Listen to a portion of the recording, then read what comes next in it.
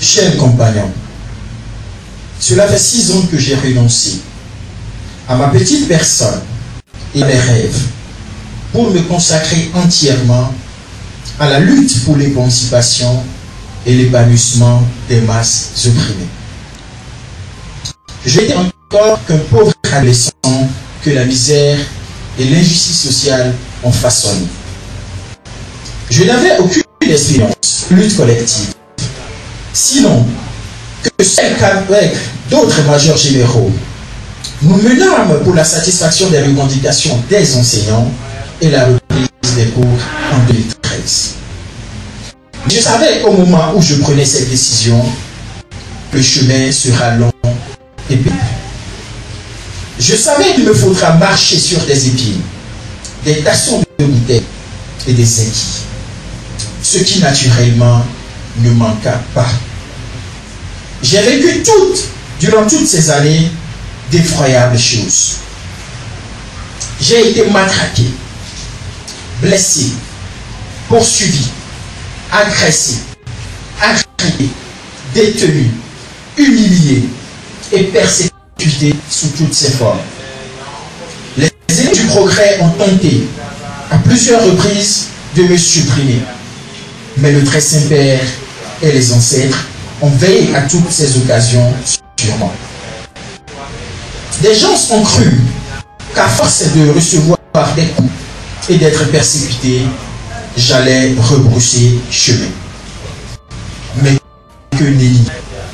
D'autres, par contre, ont à tort pensé qu'on était corruptible. Mais les faits sont là. Nous n'avions jamais pris un seul rang chez ces messieurs. Nous avons rejeté toutes les propositions. Nous nous sommes fait cependant beaucoup d'ennemis. Mais nous étions fiers d'être un instrument au service du bas peuple, un instrument au service d'une cause juste. Cette fierté qu'on nous prouvait fit que même affamés, on continuait par organiser des manifestations. On marchait à pied pour aller tenir des manifestations. On dépensait le peu qu'on gagnait dans les répétitions, TD et autres services qu'on rendait dans l'organisation des actions collectives. En me regardant aujourd'hui dans le miroir, je me suis demandé si la population pour qui nous nous battons est également prête à nous retourner l'ascenseur. Je ne vous demande pas de nous verser l'or du monde ou de faire de nous un marché. Je me demande si nous ne sommes pas en partie responsables du malheur qui s'abat sur nous tous. Ça fait des mois que j'ai envie d'extérioriser ces sentiments. Mais comme beaucoup d'autres, j'ai peur d'être incompris et jeté en pâture. Malheureusement, au jour le jour, la situation ne cesse de s'aggraver. J'étais alors partagé entre ma raison et mes émotions. Tous deux se livraient une guerre interne et sans merci. Mais la raison finit par prendre le dessus. Je dois en parler. Le succès de notre création et de notre lutte commune en dépend. Je présente à l'avance mes sincères excuses à ceux que mes propos vont heurter. Qu'ils trouvent en eux une place pour me pardonner. Vous vous demandez sûrement de quoi veut-il au juste parler? Eh bien, il s'agit de l'indifférence dont nous faisons preuve lorsqu'un des nôtres se retrouve dans une situation délicate. J'ai constaté également qu'au Togo, lorsqu'une personne se noie, l'on ne cherche pas d'abord à sauver cette personne. On veut d'abord savoir ce que cette personne est allée chercher dans l'eau et pourquoi il s'y est rendu à ce moment précis. J'ai en outre constaté que les compassions se distribuent en fonction des affinités. Je sais. Vous dites, mais il est trop vague, oui. Je prends tout d'abord l'exemple du père de l'indépendance.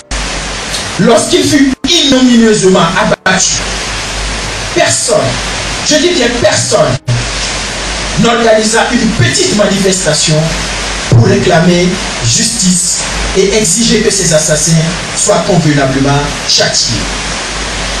Aucun magistrat à ce jour n'eut le courage d'ouvrir une petite enquête pour situer les responsabilités. Nos parents l'ont plutôt très vite oublié et ont passé des années à chercher et danser à la gloire de ces assassins. À ce jour, aucun d'entre eux n'a été capable d'exiger le rapatriement des restes du père de l'indépendance. Ils ont sous-traité cette tâche aux politiciens. Ces derniers, se sachant seuls, ont alors préféré se taire. Après Sylvanus Olympio, il eut d'autres morts. Mais, après quelques vagues d'indignation et de réprobation, ils ont été royalement oubliés.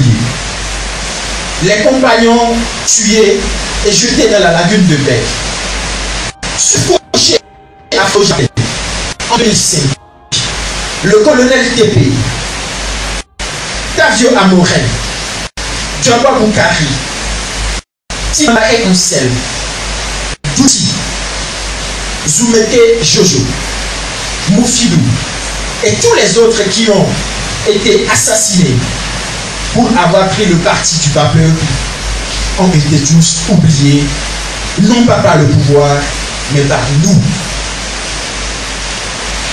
Plus personne à ce jour ne pense vraiment à eux. Personne ne se dérange pour exiger l'ouverture du procès de leur assassinat et l'inculpation de leurs auteurs. Seuls leurs parents se rappellent encore d'eux. Lorsqu'on arrête vos leaders, vous vous cachez. Lorsqu'on les jette en prison, vous n'allez pas les voir. Lorsqu'on les défère devant les tribunaux, vous ne vous mobilisez pas pour exiger leur libération. Vous attendez que les bourrés eux-mêmes reviennent à de meilleurs sentiments. Vous trouvez toujours une excuse pour justifier votre indifférence, votre passivité et votre inaction. Il arrive parfois même que vous fassiez passer la personne arrêtée ou persécutée pour le seul coupable de ce qui lui arrive. Ces situations, je les ai vécues dans ma chair. Vous avez souvent été absente à nos côtés au moment où nous avions le plus besoin de vous. Vous aviez préféré faire comme si de rien n'était. Vous avez souvent manqué à votre devoir. La seule chose qu'on vous entend dire lorsqu'après notre arrestation, on vient à être libéré, c'est « Nous avons beaucoup prié pour toi ». Mais, chers compagnons de misère et d'infortune, ce n'était pas de prière qu'on avait besoin, plutôt de votre soutien. Il nous plaira que vous continuiez le combat. On s'attend plutôt à ce que vous montrez à l'adversaire qu'on n'était pas seul, qu'on était vraiment soutenu. On s'attend à ce que vous démontrez vraiment votre amour et votre soutien. Aujourd'hui, des centaines de compagnons continuent de mourir en prison. Vous les avez tous abandonnés. Mais si un jour à être libéré, vous commencez par chercher un inexistant pacte entre eux et le pouvoir. C'est méchant ce que vous faites. Très très méchant. Au lieu par exemple de se réjouir, lorsque j'avais été libéré par grâce présidentielle, même si je n'avais rien fait pour être pardonné, des gens ont préféré chercher d'inexistants liens entre Forniacier et moi. Quels êtres s'étaient écriés mes proches? Chers compagnons, vos comportements ont découragé plus d'eux. Des gens bien ont peur de se sacrifier pour cette cause commune. L'adage ne dit-il pas que si ce qui arrivait au bois frais arriva au bois sec, il ne lui restera plus rien? Moi-même, j'ai peur. non pas de la prison, non pas de la mort, mais de votre attitude. Je suis prêt à accueillir une balle dans ma tête, mais seulement si j'ai l'assurance que l'idéal pour lequel je me bats et pour lequel j'ai été tué se réalisera et que l'auteur de ma mort sera puni. Pouvez-vous aujourd'hui me garantir que ma mort, si éventuellement elle intervient, sera vengée? Non, je ne pense pas. Vous avez démontré avec l'exemple de notre bien-aimé Silas Olingo que vous ne feriez absolument rien. Peut-être me diriez-vous ne pas être né à cette époque. D'accord. Mais qu'avez-vous fait lorsque le jeune Jojo et Moufilou furent lâchement assassinés par les forces occultes? Rien. Je dis bien rien. Regardez comment le professeur David Dessay et le doyen Claude Amégandi se battent comme de beaux diables. Certains pensent même que c'est parce qu'ils n'ont rien à faire qu'ils demandent la libération des détenus politiques et justice pour les compagnons lâchement assassinés. Personnellement, je dis comme si je peux disparaître à tout moment. Pour moi, demain est une grâce.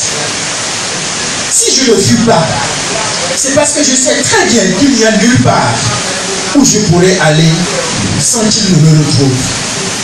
À moins qu'il ne me cherche pas vraiment. Mais essayez d'être un peu au chevet de vos leaders lorsqu'ils ont besoin de vous. Montrez au régime que vous êtes vraiment derrière eux. C'est seulement votre comportement qui comprend. C'est seulement votre comportement qui contraindra l'épervier à ne plus toucher à un seul poussin. Mais si vous vous taisez, à chaque fois que l'épervier s'en prend à un poussin, vous verrez au bout du compte qu'il n'existera plus personne pour vous défendre ou pour prendre des risques pour tous. Je regrette que bien des leaders vous dessus. Mais il y en a qui sont restés fidèles à la cause commune. Ces gens ne vous demandent pas de leur donner à manger ou de les sanctifier. Ils veulent seulement que vous soyez présents à leur côté lorsqu'ils se retrouvent dans les difficultés. Je dis dans les difficultés. Donnez envie à ceux qui nous regardent et veulent faire comme nous. Encouragez ceux qui ont peur de se retrouver seuls derrière les barreaux à s'engager. Encouragez ceux qui ont peur de se retrouver seuls dans leur lit d'hôpital à foncer tête baissée dans le mur. Vous avez vous-même pu constater qu'au jour le jour, des centaines de compagnons rejoignent les rangs du régime ou abandonnent le combat pour se consacrer à leur ferme.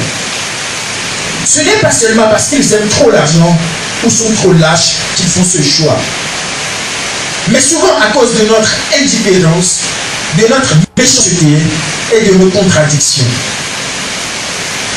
J'ai passé 14 mois en prison. Très peu de gens m'ont vraiment soutenu. Ma famille a supporté toute seule le poids de ma détention. Cela leur était au départ très difficile. Mais ils ont fini par s'y adapter. Quand le jour de ma libération était arrivé, des gens, au lieu de s'en réjouir, se sont plutôt offusqués, comme je l'avais dit plus haut, de ce que je sois libéré par grâce présidentielle. Ils auraient en clair préféré que je reste en prison.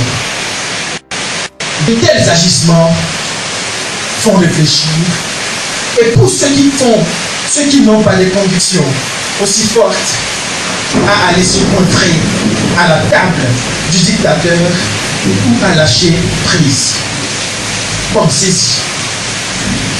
Ces mots que je prononce viennent du plus profond de mon âme.